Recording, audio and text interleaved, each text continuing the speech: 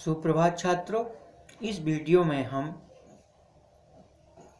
उत्तर UP board की high school inter की परीक्षाओं के लिए महत्वपूर्ण मीराबाई का जीवन परिचय पढ़ेंगे। देखिए, जीवन परिचय मीराबाई का जीवन परिचय देखिए।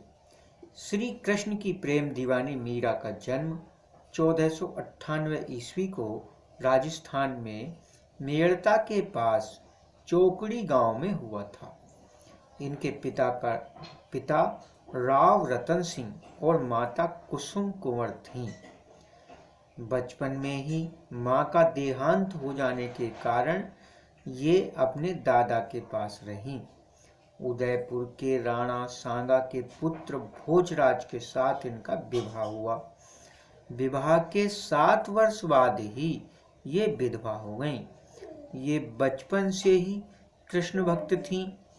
उन्हें अपना पति मानते हुए लोकलाज खोकर कृष्ण के प्रेम में लीन रहती थीं, जो उदयपुर की राज मर्यादा के प्रतिकूल था। अतः परिवार के लोग इनसे रुष्ट रहते थे। इनका भूलोक त्याग 1546 ईस्वी को द्वारिका में हुआ था। ये जीवन परिचय है मीराबाई का। देखिए क्या है। कृष्ण की प्रेम दीवानी के नाम से जानी जाती हैं। जन्म हुआ था 1498 ईस्वी को राजस्थान के मेड़ता के पास चोपड़ी गांव में। पिता का नाम था रतन सिंह, माता का नाम था कुसुम कुंवर। माँ का जल्दी ही स्वर्गवास हो गया। पालन पोषण दादा ने किया। इनकी शादी की गई उदयपुर के राजा राणा सांगा के पुत्र भोजराज से।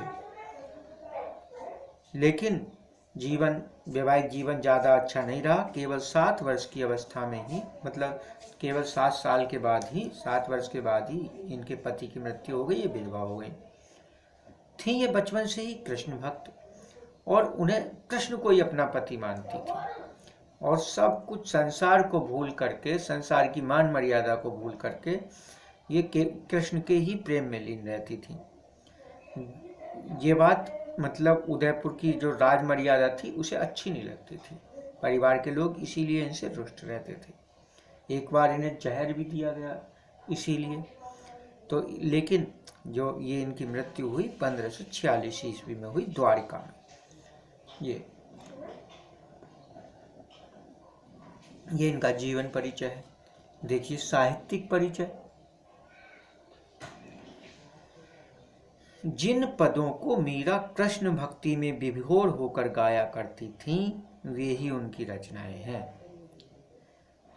इनके गीतों में इनकी वेदनापूर्ण अभिव्यक्ति मिलती है। वेदना दुख से भरी हुई अभिव्यक्ति है इनके गीत। कृष्ण के प्रति प्रेम भाव की व्यंजना ही इनकी कविता का उद्देश्य रहा। इन्होंने जो भी गाया कृष्ण के प्रति अपने प्रेम को देखते हुए गाया। ऐसा मान लीजिए इनकी रचनाएं कृष्ण के प्रेम गीत हैं।